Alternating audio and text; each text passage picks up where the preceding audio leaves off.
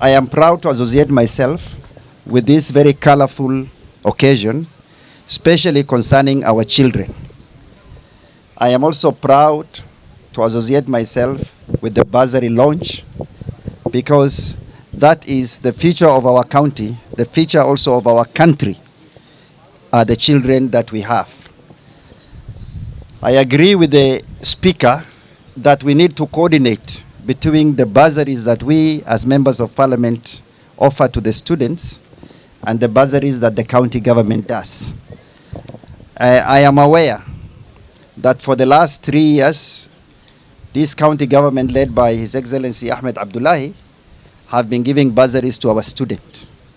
But there is no coordination between the CDF bursaries and the bursaries of the county. It is possible that there is a lot of double dipping.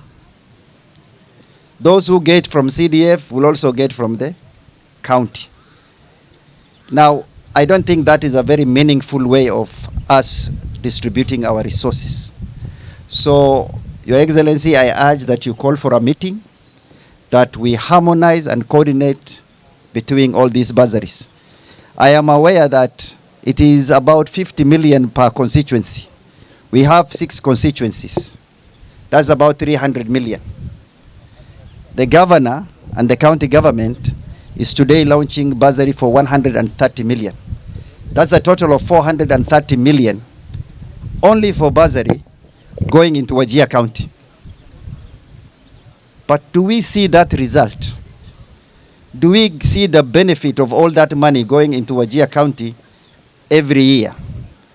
Because we pay for these bursaries so that we improve the education standards. I urge our education officials, I urge our parents and our teachers also, and I also urge our students to make this investment to be meaningful. And the only way that we can make these students to be meaningful is not paying school fees. While paying school fees is very important, it is what that school fees is supposed to do, the result of that school fees, that is more important. I also want to applaud the county government in the efforts they have put in securing this bursary. 130 million shillings set aside for bursary is huge resources which could have been put to different use, but we found it fit that it's critical, it serves a purpose, it is well needed, and that's why that amount of money and resource was set aside for the bursary. I particularly want to applaud the effort of His Excellency the Governor and the COG Chair in trying to resolve the obstacles and impediments that have been put in the way of securing this bursary by the controller of budget. And what COP has pointed out is that because education is a national government function, therefore counties don't need to invest in bursaries. But I want to point out to the controller of budget that much as you want to put impediments in the way of the county government in trying to supplement and support the functions of the national government, let her also know that there are many county government functions, fully devolved functions, that the national government puts money in. The national government constructs dams through members of parliaments, but the water function is a fully devolved function. They put and invest resources for roads in the constituencies, but roads is a fully devolved function. Constituency MPs are also given money to invest in irrigation, but agriculture is a fully devolved function.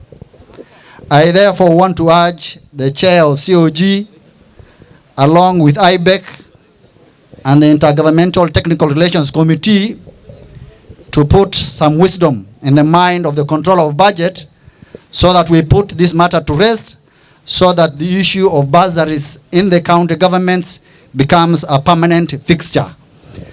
Secondly, there is a lot of resource also put at the constituency level for bursaries. And I want to point out here that there is a bit of lack of transparency in how bursaries meant for CDF is dispersed. There is close to 50 million shillings nearly in every constituency. We have 6 constituencies, along with what the county is giving out. That's the huge resource. So I urge the governor to somehow maybe engage in some communication with the members of parliament so that we pull these resources together. But let there be a criteria, well-defined criteria in which bursaries are given out. For example, the CDF committees, there must be a database of students who are in that constituency. Because we know constituencies where CDF money is even given to people who come from other counties and constituencies. So let that be put to stop. If we have 50 million shillings specifically for a constituency through the CDF, let the people who benefit from that bursary be coming from that specific constituency. And in that way, that money will be able to help very needy students.